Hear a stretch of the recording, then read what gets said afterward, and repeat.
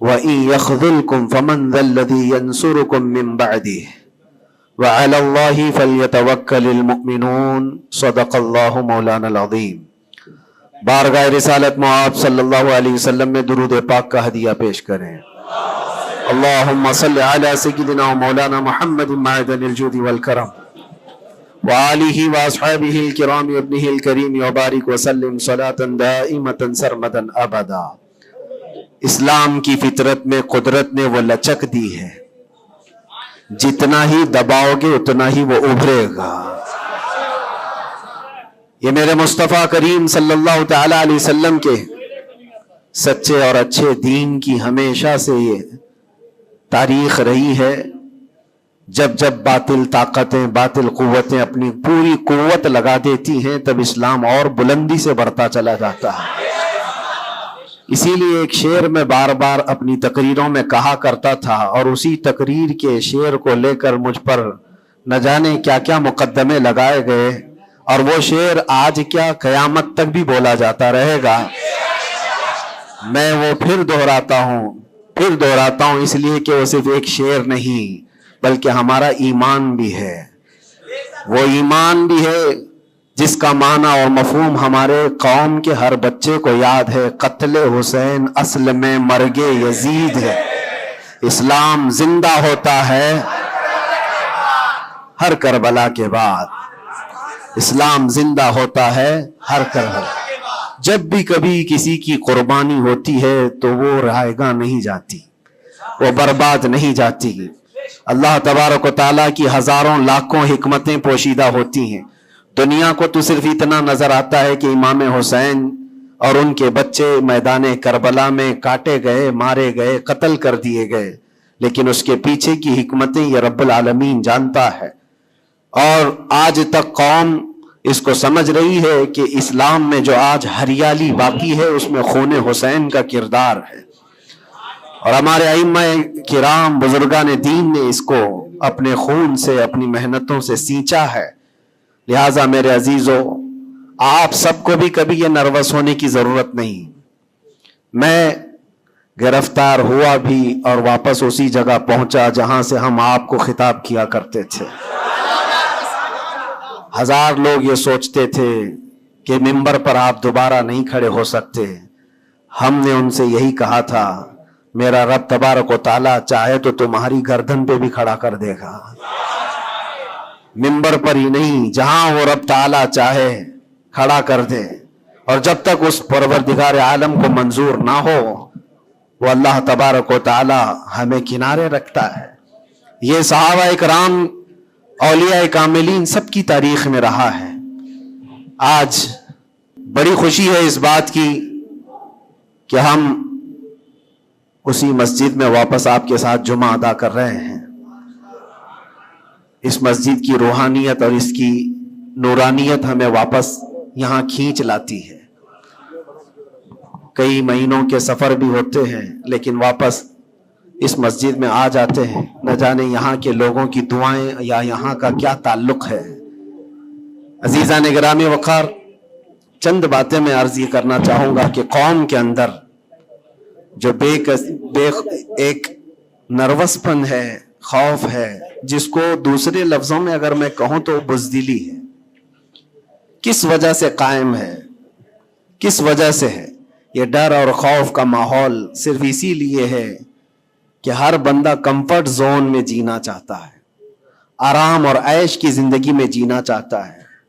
ہر ایک نے اپنے اوپر دنیا اتنی لاد لی ہے، اپنے اوپر دنیا کو اتنا سوار کر لیا ہے کہ اس سے نکلنا اس کے لیے مشکل ہو جاتا ہے۔ اور اسی وجہ سے اللہ کے نبی صلی اللہ تعالی علیہ وسلم ارشاد فرماتے اپنے صحابہ کو بھی کہ جب تمہارے اندر بیل کی پونچھ پکڑ کر کے کھیتی باڑی کرنے کی عادت آ گئی اور تم گھوڑے کی پیٹھ چھوڑ چکے ہو تو سمجھ جانا کہ دوسری قومیں تم پر حکومت کرنے لگ جائیں گی۔ آج بیل کی پونچھ پکڑ کر کھیتی باڑی کرنے کا مطلب صرف یہ نہیں ہے کہ کسان بن جائے، سب کا حال یہ ہے کہ ہمیں دنیا جمع کرنا ہے، دنیا جمع کرنا ہے۔ اور اس دنیا جمع کرنے کے چکر میں اس کی پوری عمر ختم ہو جاتی ہے، لیکن وہ حسرت پوری نہیں ہوتی، وہ حسرت پوری نہیں ہو پاتی۔ جتنی چیز کی تمہیں ضرورت تھی وہ تو حاصل ہو چکا تھا، لیکن اس سے زیادہ کی طلب میں ہم بھاگتے ہی رہے.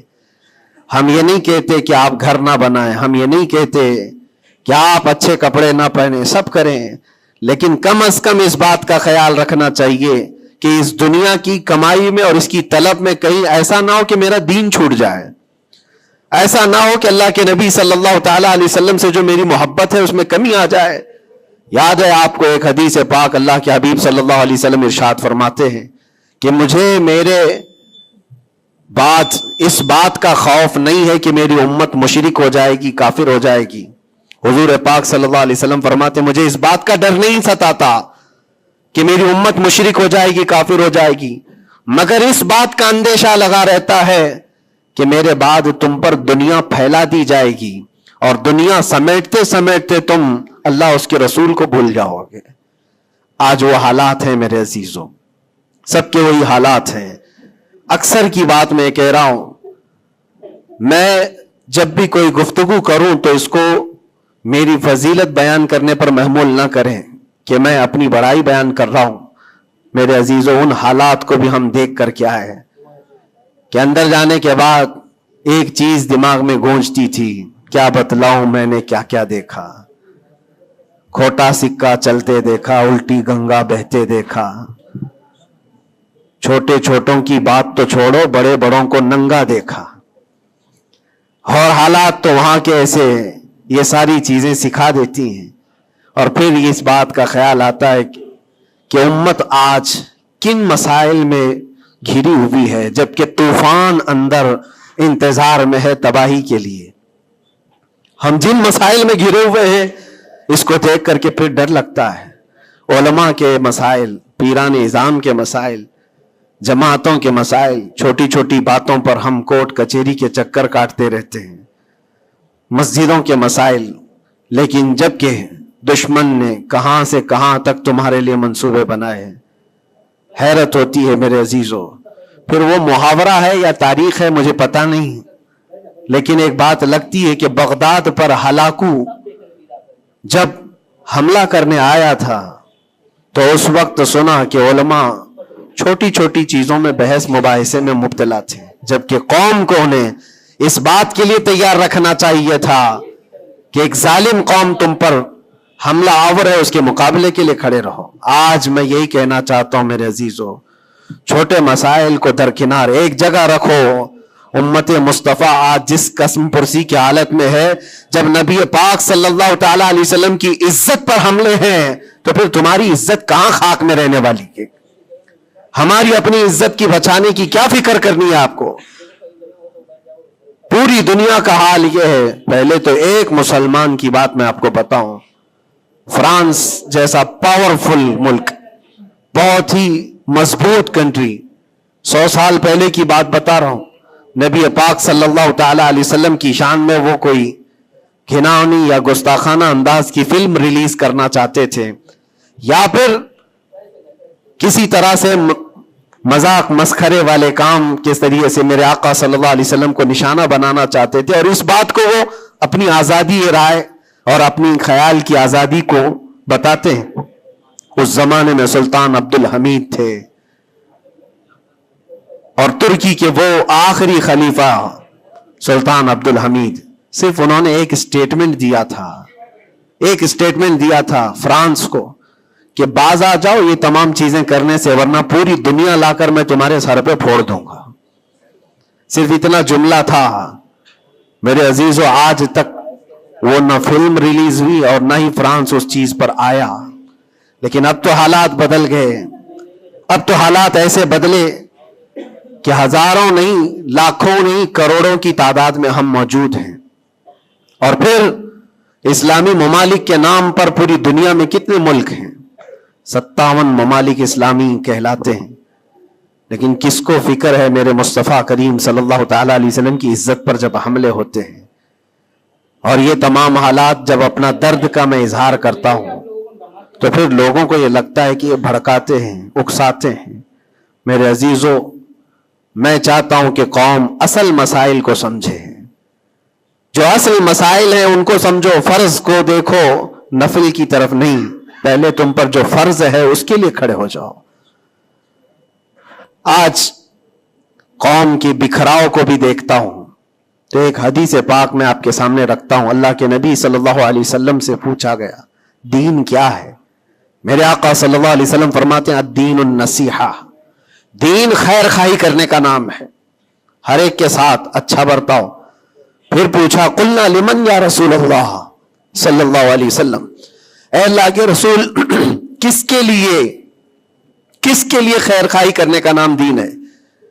اللہ کے رسول صلی اللہ علیہ وسلم فرماتے ہیں للہ ولکتابہ ولرسولہ وللائمۃ المسلمین وعامتہم، اللہ کے لیے، اس کی کتاب کے لیے، اس کے رسولوں کے لیے، اور مسلمانوں کے جو امام ہیں یا ان کے حاکم ہیں، ان کے لیڈر ہیں، ان کے لیے، اور تمام مسلمانوں کے لیے اچھائی کا ارادہ کرنا، بھلائی کا ارادہ کرنا، اسی کا نام دین ہے. دین کو اللہ کے نبی صلی اللہ تعالی علیہ وسلم نے ان تمام چیزوں کے ساتھ لگا کر کے آپ کو بیان فرمایا. اور آج میں اس میں سے ایک ٹکڑا ہی اگر بیان کروں کہ الدین النصیحہ لائمۃ المسلمین وعامتہم، مسلمانوں کے امام، مسلمانوں کے جو لیڈر ہیں ان کے لیے اور عام مسلمانوں کے لیے خیر خواہی کرنے کا نام دین ہے. اور آج میرے عزیزو اس بات کی بہت زیادہ ضرورت ہے، بہت زیادہ ضرورت ہے. اجتماعی طور پر سب دیکھیں کہ ہمارا مفاد کس میں ہے، امت کا کام کس میں ہو سکتا ہے. اور ایک حدیث میرے آقا صلی اللہ علیہ وسلم فرماتے ہیں من اصبح ولم یہتم، حضور اکرم صلی اللہ علیہ وسلم فرماتے ہیں من لم یہتم بامرنا فلیس منا، جو اس حال میں صبح کیا کہ میری امت کا خیال نہیں کیا، حضور فرماتے وہ ہم میں سے نہیں ہے، وہ ہم میں سے نہیں ہے. کتنی صبح ایسی ہوتی ہیں جو تم صبح اٹھ کر کے سوچتے ہو کہ امت کا کیا ہونا ہے.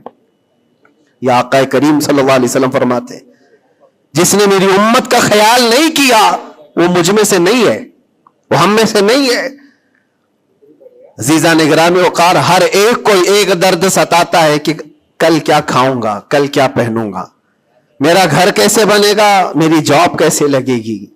لیکن ان غربائے امت کے لیے کون سوچتا ہے جو کاٹے جا رہے ہیں، مارے جا رہے ہیں، جن کے گھر اجاڑے جا رہے ہیں، ان کے بارے میں کبھی دل کے اندر نرمی آتی ہے؟ اگر تمام مسلمانوں کے دلوں کے اندر یہ نرمی اور یہ رحم ہوتا تو میرے عزیزو حالات ایسے نہیں ہوتے تھے، حالات ایسے نہیں ہوتے. صحابہ اکرام میں سے ایک مثال میں آپ کو بتا دوں کہ ہمارا دین آج جس کو ہم لے کر کے چل رہے کتنا بکھر گیا. سچ کہا تھا حالی نے کہ اے خاص ہے خاصان رسول وقت دعا ہے، امت پہ تیرے وقت جب آ کے پڑا ہے. جو دین نکلا تھا بڑی شان سے اپنے وطن سے، آج وہ پردیس میں غریب الغربا ہے. آج دین اسلام کو ہم نے اجنبی بنا کر رکھا ہے، ہمارے گھروں میں ہی نہیں ہے، ہماری ذات پر نہیں ہے. ہم تو پھر دوسرے کو کیا تانا دیں گے؟ آپ اسلام زندہ باد کا نعرہ لگاتے ہیں اور اب اسلام کی حقانیت کو بلند و بالا انداز میں بیان کرتے ہیں، سڑکوں پر آ جاتے ہیں. تمہیں سڑکوں پر آ کر احتجاج کرنے کی کیا ضرورت ہے؟ تم اگر اسلام کو اتنا ہی پسند کرتے ہو تو اپنی بیویوں پر کیوں نہیں اسلام پسند کرتے؟ اپنی بچیوں پر، اپنے گھر والوں پر اسلام کو کیوں نہیں پسند کرتے؟ انہیں بے پردہ باہر جب گھمایا جاتا ہے تب اسلام زندہ باد کا نعرہ کیوں نہیں؟ یہ شادی ہال میں کبھی جا کر دیکھیں، یہ پارٹیوں میں جا کر دیکھیں، اندازہ بھی نہیں ہوتا کہ یہاں مسلمانوں کا جم غفیر ہے. میرے عزیزو ایک حدیث عرض کرتا ہوں، حضرت ابو دردہ رضی اللہ تعالیٰ عنہ سے منسوب ہے. حضرت عمر فاروق رضی اللہ تعالیٰ عنہ کا زمانہ خلافت ہے اور عادل کے وہ بادشاہ ہیں. بیٹھے ہوئے تھے، ایک شخص کو پکڑ کر لایا گیا عدالت میں، کہا گیا کہ اس نے قرض لیا ہے اور یہ دیتا نہیں ہے.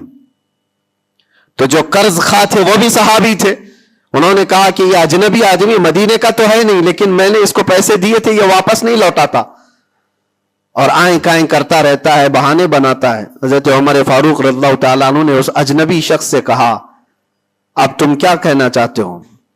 تمہیں قید میں ڈال دیا جائے گا، تم اس کے پیسے ادا کرنا چاہتے ہو یا نہیں؟ اس نے کہا مجھے 2 دن کی مہلت چاہیے، میں جاؤں گا اور لا کر کے واپس اس کی رقم ادا کر دوں گا جو مجھ سے تقاضا کر رہے. حضرت عمر نے کہا کہ تو جائے گا یہاں سے چھوڑ کر اور واپس آئے گا نہیں آئے گا اس کا کیا بھروسہ؟ کوئی ہے تیری جو ضمانت لے گا؟ یہاں پر کورٹ بھی جب ہمیں بیل لیتی ہے تو ایک ضامن کھڑا کرتی ہے کہ اس کی ضمانت کون لیتا ہے. تو یہ تو پرانا دستور ہے. آپ نے پوچھا کوئی ہے تیری ضمانت لے گا؟ اگر تو نہیں آئے گا تو ہم اس کو پکڑیں گے. اس نے مجمع میں دیکھا کوئی اس کی پہچان والا تو ہے نہیں. تھا تو یہ مسلمان لیکن اس کے گہرے تعلقات کسی سے ہے نہیں. نظر ڈالا, اس نے کہا میں کسی کو پہچانتا نہیں اس میں سے, اور کون میری ضمانت لے گا؟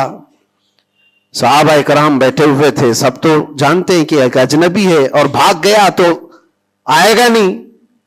لیکن اس کے باوجود ایک صحابی ہیں حضرت ابو درداء, کھڑے ہوتے ہیں, کہتے ہیں امیر المومنین میں اس کی ضمانت لیتا ہوں, میں اس کی ضمانت دیتا ہوں. کہا تم جانتے ہو اس کو؟ کہا جانتا تو نہیں, اتنا ہے کہ یہ مسلمان ہے, اتنا ہے کہ میرے آقا صلی اللہ تعالی علیہ وسلم کا غلام ہے. کہا کہ اگر یہ واپس 2 دن کے اندر نہیں آیا تو ابو درداء نے کہا امیر المومنین آپ مجھے گرفتار کر سکتے ہیں, میں اس کی جگہ پر قید میں چلا جاؤں گا. تو آپ نے لکھوا دیا اور اس شخص کو چھوڑ دیا, جاؤ 2 دن کا تمہارے پاس ٹائم ہے, لوٹ آ جاؤ. وہ چلا گیا.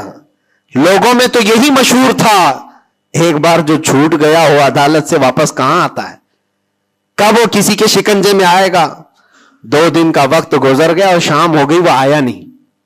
مغرب کا وقت تھا, اس سے پہلے امیر المومنین نے کہلا بھیجا کہ ابو درداء سے کہو کہ اپنی گرفتاری دے دے, جس کی وہ ضمانت لیا تھا وہ آیا نہیں ہے.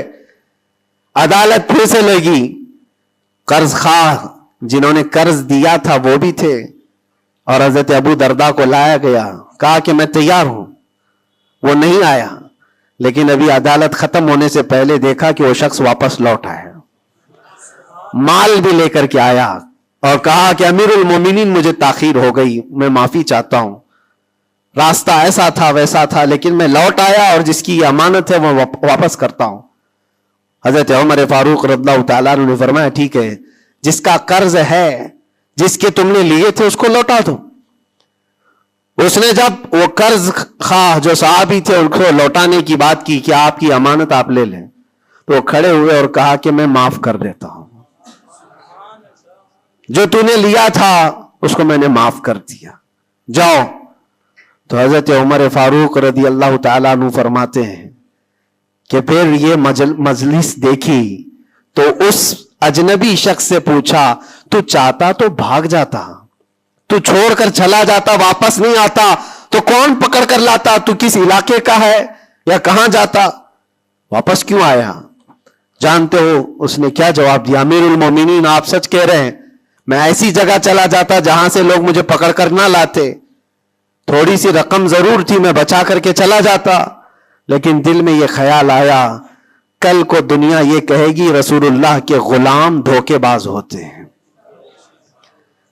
کہیں اللہ کے نبی صلی اللہ تعالی علیہ وسلم کے اوپر کوئی انگلی نہ اٹھائے کہ حضور کا غلام ایک مسلمان دھوکہ دیتا ہے. اس لیے میں واپس لوٹ آیا, میرے لیے دنیا حقیر ہے, میرے مصطفیٰ کی نسبت بہت بلند ہے. امیر المومنین نے ابو درداء سے پوچھا کہ اے ابو درداء, تم ایک اجنبی شخص کی ضمانت لینے کو تیار ہو گئے, تمہارے اندر کیا جذبہ آ گیا ایسا؟ ابو درداء نے کہا امیر المومنین میں نے دیکھا یہاں پر حالات ایسے کہ اس کو پہچاننے والا کوئی نہیں, اور اگر ہم میں سے کوئی بھی نہیں اٹھتا تو یہ شخص اور اس کے بعد آنے والی قوم یہ کہتی حضور پاک صلی اللہ علیہ وسلم کے غلاموں میں مدد کرنے کا جذبہ ختم ہو گیا ہے, نبی پاک صلی اللہ تعالی علیہ وسلم کے غلاموں میں مدد کرنے کا جذبہ چلا گیا. کوئی اگر یہ تانا مارتا, اسی لیے میں کھڑا ہو گیا. زیادہ سے زیادہ کیا ہوتا کہ میں قید میں چلا جاتا, لیکن میرے نبی کی ذات پر کوئی انگلی تو نہیں اٹھا سکتا. حضرت امیر المومنین نے اس صحابی سے پوچھا تم نے قرضہ معاف کیوں کر دیا؟ اور عدالت میں مقدمہ کیا تھا, معاف کرنا تھا تو پہلے کر دیتے. آپ نے کہا کہ میں اس کو پہلے پہچانتا نہیں تھا, لیکن یہ جب 2 دن کا موقع لے کر گیا بھی اور واپس لوٹ آیا بھی تو امیر المومنین میرا تو یہ حق بنتا ہے کہ میں اس مسلمان کا قرض معاف کر دوں، اس لیے کہ میرے دل میں بھی یہ خیال آیا کہ اگر میں معاف نہ کرتا تو کل کو دنیا یہ کہتی کہ رسول اللہ کے غلاموں میں معاف کرنے کا جذبہ بھی چلا گیا۔ یہ ہے پورا دین، یہ ہے پورا دین، ایک دوسرے کو معاف کرنے کا جذبہ، ایک دوسرے کی مدد کرنے کا جذبہ اور وعدے کو مکمل کرنے کا جذبہ، یہ کل ملا کر کے دین بنتا ہے۔ عزیزان گرامی وقار، آج جن حالات سے ہم گزر رہے ہیں، ہمارے درمیان نفرتوں کی دیواریں کھڑی ہیں، ایک دوسرے کو سلام کرنے سے بھی کتراتے ہیں، جبکہ مسجد کی صفوں میں شانے سے شانہ لگا کر کھڑے ہوتے ہیں۔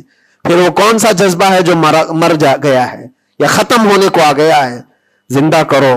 ہم اس نبی پاک صلی اللہ تعالیٰ علیہ وسلم کی امت میں ہیں، اس نبی پاک صلی اللہ تعالیٰ علیہ وسلم کی امت ہے جہاں ہماری جان جا رہی ہو لیکن میرے پڑوس میں کوئی پیاسا ہو تو ہم پانی نہ پی کر اسے پانی پلا دیتے ہیں۔ ہماری یہ تاریخ رہی ہے کہ نہیں رہی ہے؟ صحابہ اکرام کی یہ تاریخ ہے۔ مدینہ طیبہ کو جا کر دیکھ لینا، نبی پاک صلی اللہ تعالیٰ علیہ وسلم کے اس پاک زندگی میں ایسا بھی تھا کہ ایک صحابی کے گھر گوشت کا تحفہ آیا، بھنا ہوا گوشت تھا، کسی نے دیا، انہوں نے یہ سوچ کر کے بغل میں دے دیا مجھ سے زیادہ بھوکے میرے پڑوسی ہیں، پڑوسی نے یہ سوچا مجھ سے زیادہ میرا پڑوسی بھوکا ہے، وہ گوشت کی بھنی ہوئی سری بکری کی مدینے میں ایک رات میں سب گھروں میں گھومتی گھومتی اسی پہلے صحابی کے گھر آ گئی۔ ہر ایک کو یہ خیال تھا مجھ سے زیادہ حق اس کا ہے، ہر ایک کو یہ خیال تھا مجھ سے زیادہ اس کا حق ہے۔ عزیزان گرامی وقار، آج جو حالات ہیں وہ بہت بدلے ہوئے لگتے ہیں، بہت بدلے ہوئے لگتے ہیں کہ ہر ایک کو یہ لگتا ہے سب سے زیادہ حقدار میں ہوں، مجھ پر ہی رحم ہونا چاہیے، میری مدد ہونی چاہیے، دوسرے کی ہو یا نہ ہو۔ یہ تمام باتیں صرف اس لیے کہہ رہا ہوں کہ ائمۃ المسلمین اور عامتہم جو حدیث پاک میں آیا ہے، مسلمانوں کے امام، مسلمانوں کے لیڈر، ان کے بارے میں خیر خواہی کرنا یہ بھی دین ہے۔ اور آج تو جن حالات کو دیکھ رہے ہیں ہم، الیکشن کا ماحول ہے، ہر ایک کی نظر لوگوں کے صرف ووٹ پر لگی ہوئی ہے، اور پھر اس کے بعد پتہ نہیں 5 سال تک تو ڈھونڈتے رہو، پتہ بھی نہیں ملتا۔ لیکن ان حالات میں مسلمانوں کو یہ چاہیے کہ وہ اپنے حق رائے دہی کا پورا استعمال کریں۔ تمہارے کچھ حقوق ہوتے ہیں، تمہارے بھی کچھ مطالبے ہونے چاہیے۔ ہر قوم آج ووٹ دینے سے پہلے اپنے مطالبے رکھتی ہے کہ ہمارے محلہ بڑا خستہ حال ہے، اس کی گٹر بنا دو، اس کے فلاں کر دو، بجلی پانی صحیح کر دو۔ یہ ضروریات زندگی کے مطالبے تو رکھتی ہی ہے، مسلمانوں کے مطالبے کہاں چلے گئے؟ ہمارے حقوق کے بارے میں کبھی بات کیوں نہیں رکھی جاتی؟ اسی لیے میرے عزیزو، میرا مشن تو صرف اتنا ہے، ہمارا لیڈر وہی ہے جو ناموس رسالت کے لیے کھڑا رہتا ہے۔ ہم اس کو لیڈر بھی مانتے ہیں جو میرے آقا صلی اللہ تعالیٰ علیہ وسلم کی عزت کے لیے کھڑا رہے، اس لیے کہ میرے عزیزو ہمارا پورا ایمان یہی ہے، ہمارا پورا ایمان یہی ہے۔ اور آپ کو پتا ہے محمد کی محبت دین حق کی شرط اول ہے، اسی میں ہو اگر خامی تو سب کچھ نامکمل ہے۔ اور اگر تم نبی پاک صلی اللہ تعالیٰ علیہ وسلم کی محبت اور ان کی عظمت کے لیے کھڑے ہو گئے تو دنیا یوں ہی سنور جائے گی۔ آپ کو پتا ہے ڈاکٹر اقبال نے کیا ایک بہت پیارا حل دیا تھا ہمیں، بہت پیارا حل ہے۔ مسائل تو بہت ہیں، ہم بھی چاہتے ہیں ہمارے لیڈروں کے پاس رکھیں، ہماری ایجوکیشن کے مسائل ہیں، ہمارے گھر بار کے، ڈرینیج کے، روڈ کے، لائٹ کے، پانی کے، بہت سارے مسائل ہیں۔ اس کے علاوہ غربت کے مسائل، جاب لیس نوجوانوں کے مسائل، بہت ساری چیزیں، کیا کیا مسئلے رکھے۔ اور پھر قوم کے اندر جو خرابیاں آئی ہیں وہ تو ایک پہاڑ کے برابر ہیں، ہر دوسرا تیسرا نشے کا عادی ہے، ہر دوسرا تیسرا اخلاق سے گرا ہوا ہے۔ یہ تمام معاملات، عورتوں میں بے حیائی، نوجوانوں میں نشہ کی عادت، یہ تمام چیزیں دیکھ دیکھ کر ہم سوچتے ہیں کن کن مسئلوں پر بات کریں اور کس کس چیز کا علاج کرنے کے لیے نکلیں۔ تو ڈاکٹر اقبال نے ایک بات بتائی تھی، وہ دنیا گھوم کر کے آئے ہوئے انسان تھے، وہ پیرس گئے، اٹلی گئے، جرمن گئے، اور وہاں کے قوموں کی ترقیاں بھی دیکھی، اور اس کے بعد واپس آ کر کے کہا میں نے اپنی قوم اور حضور کی امت کی ترقی کو بہت گہرائی سے دیکھا. 8-10 سال کا ریسرچ کیا. میں نے معلوم کیا کون سی فیلڈ میں اپنے نوجوانوں کو اتارا جائے تو یہ کامیاب ہوں گے, کون سا ایسا میدان ہے جس میں مسلمانوں کو جمع کر دیا جائے تو یہ ترقی میں آ جائیں گے. سائنس ہے, فزکس ہے, جغرافی ہے, ایسٹرونومی ہے, بہت ساری چیزیں ہیں. کس چیز میں اتارا جائے؟ تو ڈاکٹر اقبال کہتے ہیں میں نے بہت غور و فکر کیا, آخر کار اس نتیجے پر پہنچا کہ اس امت کی کامیابی کا صرف ایک ہی نقطہ ہے, ایک ہی راز ہے کہ محمد سے وفا تو نے, تو ہم تیرے ہیں. یہ جہاں چیز ہے کیا, لوح و قلم تیرے ہیں, لوح و قلم تیرے ہیں. ہر مسئلے کا حل اس بات پر ہے. اسی لیے میں فوکس کرتا ہوں میرے عزیزو, نبی پاک صلی اللہ تعالی علیہ وسلم کی عزت کی حفاظت کے لیے جو کھڑا ہوتا ہے اللہ تعالیٰ اس کے سارے مسائل کو یوں حل کر دیتا ہے. اسی لیے آیت کریمہ بھی میں نے یہ پڑھی, ان ینصرکم اللہ فلا غالب لکم. اللہ فرماتا ہے اگر اللہ تمہاری مدد کر دے تو دنیا میں سے کوئی ایسا نہیں جو تم پر غلبہ حاصل کر سکے. کوئی غالب نہیں آ سکتا اگر اللہ مدد کر دیا. وَإِن يَخْذُلْكُمْ فَمَنْ ذَا الَّذِي يَنْصُرُكُمْ مِنْ بَعْدِهِ. اللہ فرماتا اور اگر اللہ گرا دے تو دنیا کی کوئی طاقت تمہاری مدد نہیں کر سکتی, کوئی طاقت مدد نہیں کر سکتی. ایک بات, بہت ساری چیزیں ہم نے سیکھی ہیں. جیل کے اندر کے حالات انشاءاللہ کبھی طویل داستان پوری میں بیان کروں گا, لیکن ایک بندے کو دیکھا تھا, اس کے گھر والے بھی چھوڑ چکے سب, اس کو چھوٹا سا ایک کیس ہے لیکن جیل کے اندر اس کی ضمانت ہوتی نہیں. گھر والے کرانا چاہے تو ہو جائے 4 دن 5 دن میں, لیکن کوئی چاہتا نہیں. تھوڑا سا مانسک سنتولن بگڑتا چلا گیا, دماغی توازن کھونے لگا. ہوتا کیا تھا سنو, وہ ایک نارمل نوجوان تھا اور مہینہ گزر جاتا کوئی ملاقات کے لیے بھی نہیں آتا گھر والا, تو جیل میں ہنگامہ کرنے لگ جاتا, مار توڑ, اور پھر نہ جانے کیسی کیسی حرکتیں. تو جیلر پریشان ہو کر کے اس کے گھر فون لگاتا, اس کے باپ کو کہتا کہ بھائی تم اپنے بیٹے سے ایک بار ملنے تو آ جاؤ, وہ ہنگامہ کر کے رکھا ہے, کبھی ملاقات بھی نہیں لیتے ہو. اس کا باپ آیا, آ کر کے ملاقات لیا اور بیٹے نے پوچھا کہ کب چھوٹ رہا ہوں میں, کب نکلوں گا میں. کہا بیٹا اس منڈے کو جو ہے تمہاری ضمانت ہو جائے گی, یہ منڈے کو رکھا ہے, ہو جائے گی. کہا اچھا ٹھیک ہے. اتنا خوشی خوشی سب قیدیوں سے ملنے کے لیے آتا بیرک میں, اے منڈے تو میرا ہو گیا, میں جا رہا ہوں. میرے باپ نے کہا ہے منڈے آتا, ٹیوزڈے آتا, وینسڈے آتا, سب چلا جاتا, ختم. پھر 10-15 دن گزر جاتے, باپ بھی نہیں آتا, بھائی بھی نہیں آتا, اور پھر مہینہ گزرنے کو آتا, پھر اس کا دماغی توازن بگڑنے لگتا, پھر ہنگامہ کرتا, پھر جیلر فون کر کے بلاتا باپ سے کہ ملنے کیوں نہیں آتے ہو. باپ آتا, بیٹا کوئی بات نہیں, کچھ مسائل میں گھرے ہوئے ہیں, ہو سکتا ہے جان بوجھ کر کے اس کے گھر والے کر رہے ہوں. کچھ لوگوں کو زبردستی جیل میں رکھا جاتا ہے, گھر والے ہی رکھتے ہیں. باہر سے اچھا ہے یہاں کھاتے پیتے آرام سے رہو, دوسروں کی زندگی اجیرن کرنے سے بہتر ہے کہ یہاں رہو. دوسری بار آیا, کہا ابا کب چھوٹ رہا ہوں میں. کہا بس اس منڈے کو رکھا ہے, وکیل جو ہے ملا نہیں تھا, اس منڈے کو تمہاری ضمانت ہو جائے گی. پکی بات لے کر کے آتا پھر, اور یہاں پر بالکل عیش موج مستی میں کہ اس منڈے تو جا رہا ہوں میں. دوسرا منڈے آیا, اس کے بعد پھر چلا گیا. ایسا 4 بار ہوا, اور سب قیدیوں میں بات مشہور تھی کہ یہ منڈے کو جانے والا ہے, اور سب اس کو چھیڑتے تھے. جب کبھی اس کی ملاقات آتی تو کہتے منڈے کو جا رہا ہے نا.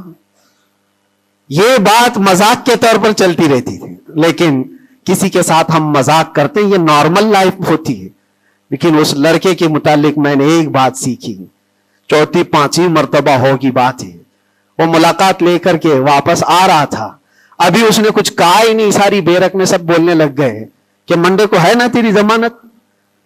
تو اتنا چڑ گیا, کیا پتا اس کو بہت ہرٹ ہوا, تکلیف ہوئی. اس نے گرج کر کے چیخ کر کے کہا, گالی دے کر کے کہا قیدیوں کو کہ تم سب گھرے ہوئے لوگوں ایک بات میری سن لو, خدا جس دن میرا لکھ دے, جس دن لکھ دے, اس دن سب کے منہ تمہارے کالے ہوں گے اور کوئی مجھے دروازے میں اندر نہیں رکھ سکتا. جس دن میرے چھوٹنے کا وہاں سے آ جائے پروانہ لکھا ہوا کہ یہ دن یہ بندہ چھوٹنے والا ہے، اس کے بعد وہ کہتا ہے مجھے یہاں کا پرائم منسٹر بھی نہیں روک سکتا. میں نے دیکھا اتنا یقین ہے اس کو.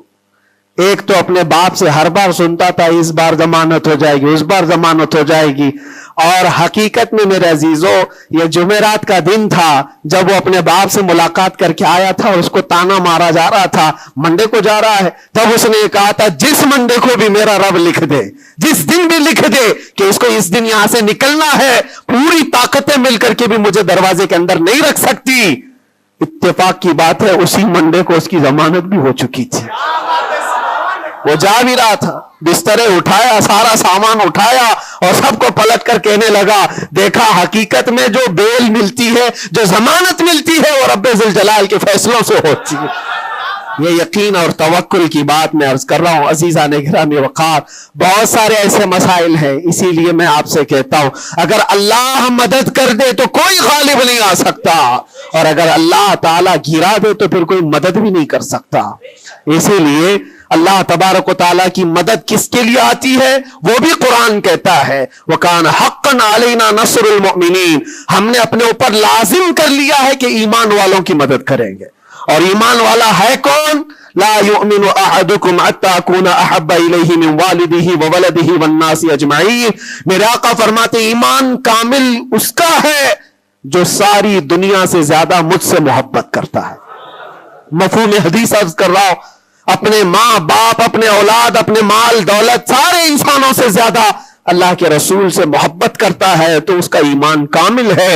اور جس کے ساتھ ایمان کامل ہوگا اس سے اللہ کی مدد آئے گی، اس پر اللہ کی مدد آئے گی. میرے عزیزو بظاہر حالات اگر کسی کے ساتھ خراب ہو جائیں تو یہ مت سمجھ جانا. میں اکثر ایک بات محسوس کرتا تھا کہ ظالموں نے جس انداز میں بے قصور لوگوں کو بھی قید کیا اور ہمیں بھی زبردستی جن حالات سے گزارا گیا، پھر کبھی عرض کروں گا انسانی فطرت ہے، کبھی کبھار بکھر جاتے ہیں. تقاضا بشریت کے اعتبار سے گھبراہٹ تو ہمیں بھی ہوتی تھی، پھر تاریخ یاد آتی میں پہلا تھوڑی نہ ہوں. سیدنا حضرت مظفر حسین کچوچوی رحمت اللہ علیہ فرماتے تھے مظفر کو مقید نہ سمجھ ایسے یاد، میری اسیری بھی سنت آبائی ہے، میرا یہ قید ہونا بھی میرے آبا و اجداد کی سنت ہے. بزرگان دین گئے ہیں اور جیلوں میں رہے اور واپس نکلے، لیکن ایک بات ہمیشہ یاد رکھو، اسلام زندہ ہوتا ہے، بس قربانیاں رائگاں نہیں جاتی، ضائع نہیں ہوتی. اللہ تعالیٰ کی مدد جس کے ساتھ ہے تو بظاہر حالات میں ایسا ہوگا. مجھے اچھی طرح سے پتا ہے، پہلے بھی معلوم تھا، میں نے تقریروں میں بہت کہا بھی تھا کہ مجھے اچھا معلوم ہے کہ میری تقریروں کا انجام کیا ہونے والا ہے، نتیجہ کیا ہونے والا ہے. مجھے کیسی کیسی دھمکیاں پہلے بھی دی گئی ہیں، اب بھی ہے، ابھی بھی ہے. آنے سے پہلے بھی کچھ لوگوں نے کہا تھا اتنا لمبا ہم نے کٹا دیا، اب تو بھول جاؤ گے، وہ شعر پڑھو گے، یہ شعر پڑھو گے، کیسی تقریریں کرو گے. ہم نے کہا میرے عزیزو آپ کیا سمجھتے ہو، مچھلی کے تیرنا ختم ہو سکتا ہے، پرندے کا اڑنا ختم ہو سکتا ہے، شیر کا شکار کرنا ختم ہو سکتا ہے، وہ تو جانور ہے، ان کی فطرت نہیں ختم ہوتی. میں غلام مصطفیٰ ہوں، میری فطرت کیا ختم ہوگی؟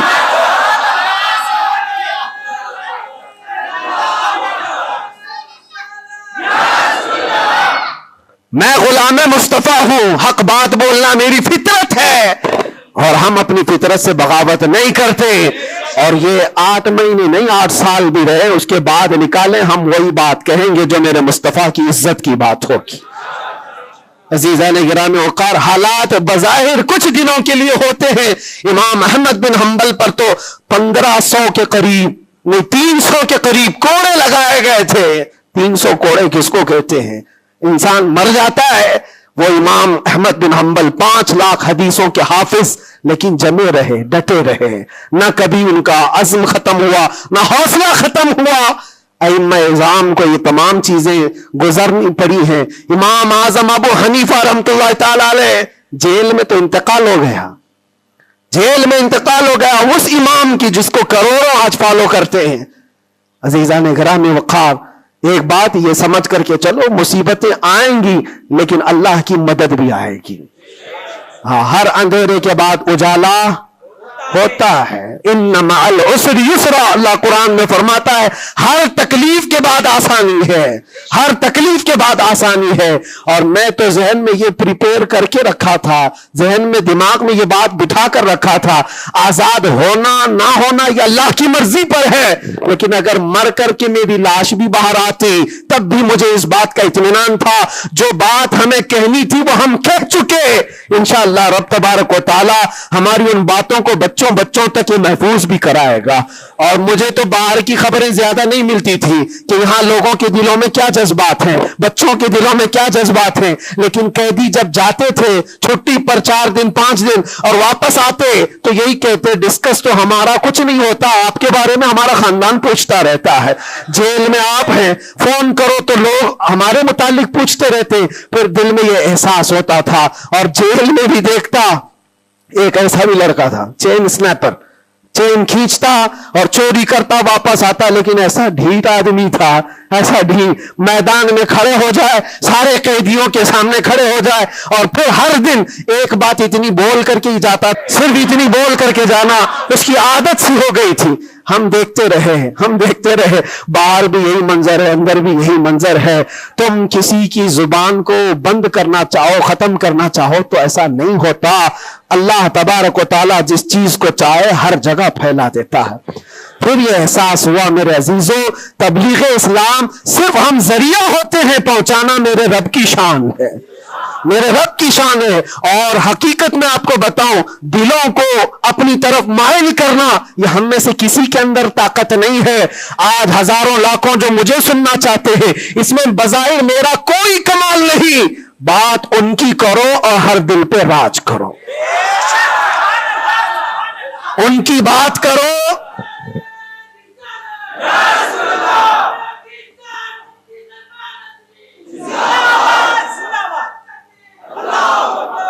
اسی لیے آج کے حالات میں آخری باتیں عرض کر رہا ہوں. میں معذرت چاہتا ہوں، آج تھوڑا سا وقت زیادہ ہوا ہے، اس لیے کہ یہ ہماری مسجد ہے اور ہمارے اوپر کوئی یہاں پابندی نہیں ہے. یہاں پر الحمدللہ جو لوگ بیٹھے ہیں 8 مہینے کے بعد سن رہے، 9 مہینے کے بعد سن رہے ہیں، تو تھوڑی کسر میں بھی نکال لوں. اس لیے میں تھوڑا زیادہ وقت آپ کے ساتھ لے رہا ہوں. ان حالات کے ساتھ جو آپ کو فیصلہ لینا ہے میرے عزیزوں، سوچ سمجھ کر کے اپنا مطالبہ بھی تو رکھو، اپنا مطالبہ بھی رکھو کہ ہم ان لیڈروں کے ساتھ کھڑے ہیں جو 500 روپے بانٹ کر کے گلے میں پٹے ڈلوا کر کے ہمیں نعرے لگوا کر کے گھما لے. بس نہیں، ہمارا مقصد اور ہمارا مطالبہ اتنا ہو، ان حکام، ان لیڈروں کے پاس یہ بات رکھو، میرا گھر میرا محلہ نہ بنا پایا تو کوئی بات نہیں، لیکن اتنا وعدہ کرو کہ میرے مصطفیٰ کی عزت پر جب بات آئے تو تم ڈٹ کر کھڑے رہو گے. یہ گستاخیوں کا ماحول ختم ہونا چاہیے کہ نہیں ہونا چاہیے. اسی لیے میرے عزیزوں، اور بظاہر ہماری بات یہ ہے کہ ہم سب سے ان لوگوں سے محبت ضرور کرتے ہیں جو قوم و ملت اور ملک کی فلاح و بہبودی اور میرے حضور پاک کی عزت کے لیے کھڑے ہوتے ہیں. ہم ان کے ساتھ ہیں کسی بھی طرح سے. ہمارا تو مقصد، ہمارا مشن صرف اتنا ہے، کسی کی جے وجے کیوں پکارے، کیا غرض ہم کو، ہمیں کافی ہے سید اپنا نعرہ، ہمیں کافی ہے سید اپنا نعرہ یا رسول اللہ.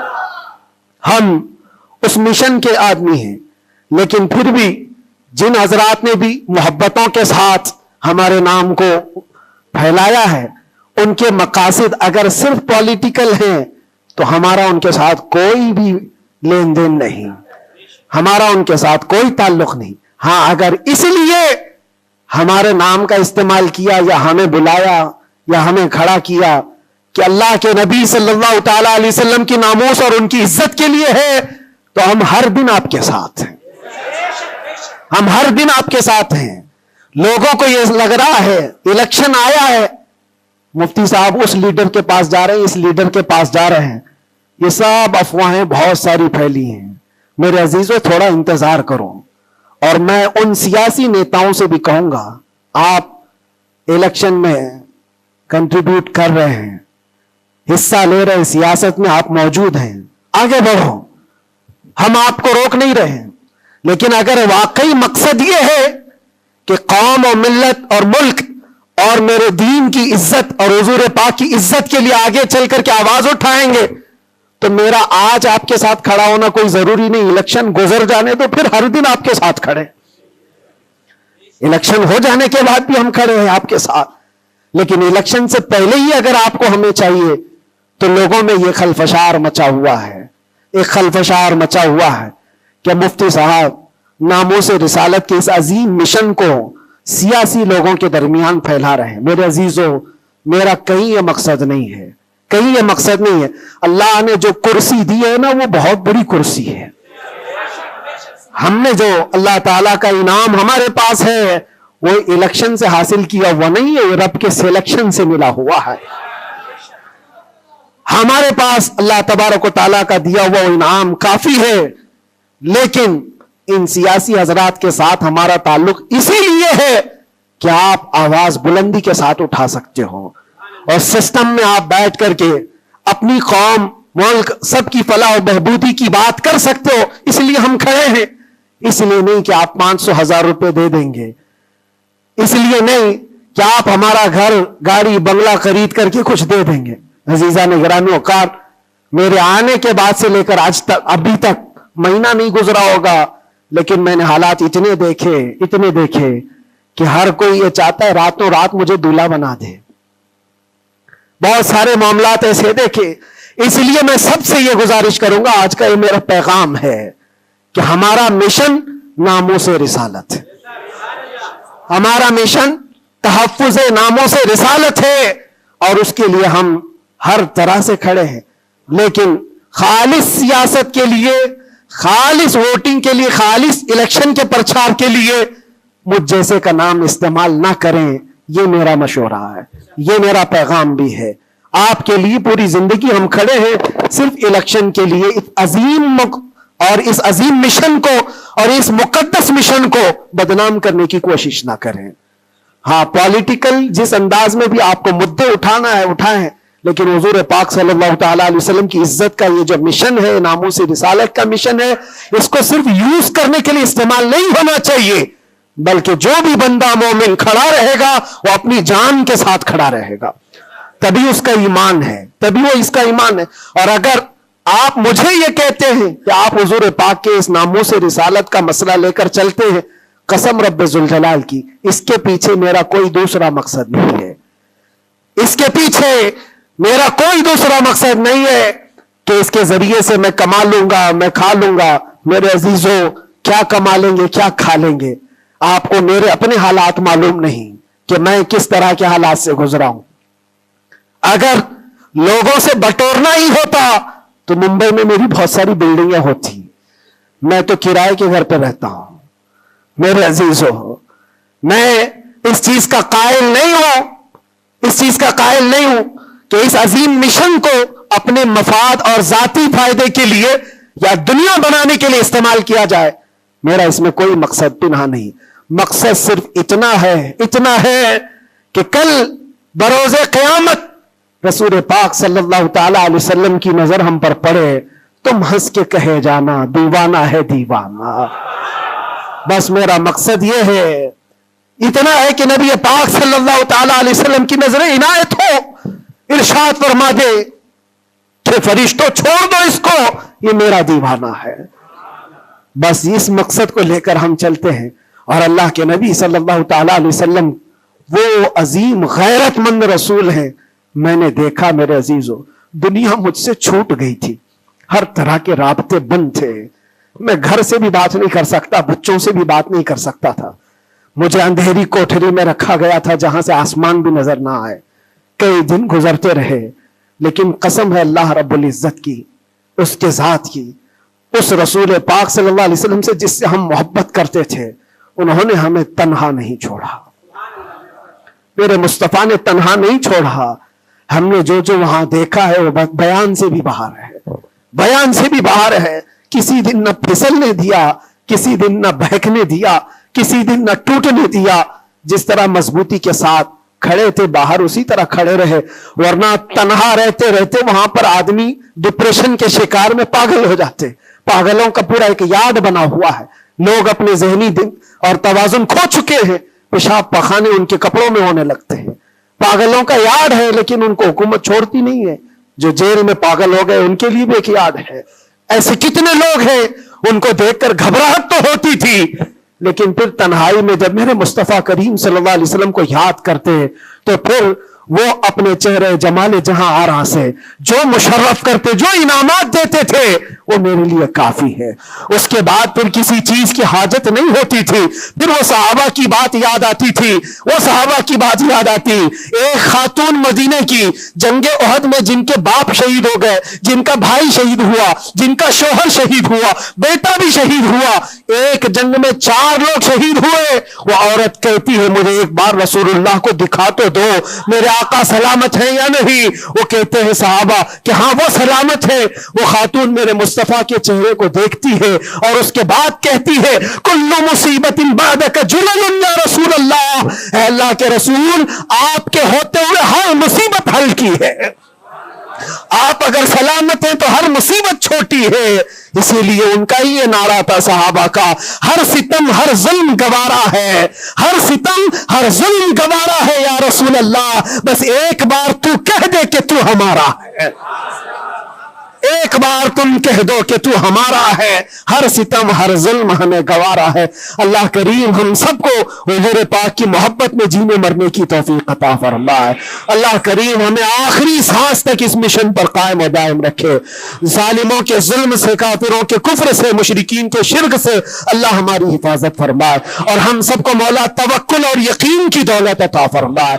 اور آج کے حالات کے اعتبار سے مولا تعالی ہمیں صحیح طریقے کے حکام نصیب فرمائے، اور شریر حاکموں سے اللہ ہم سب کی حفاظت فرمائے. وآخر دعوانا الحمدللہ رب العالمین. السلام علیکم ورحمۃ اللہ وبرکاتہ.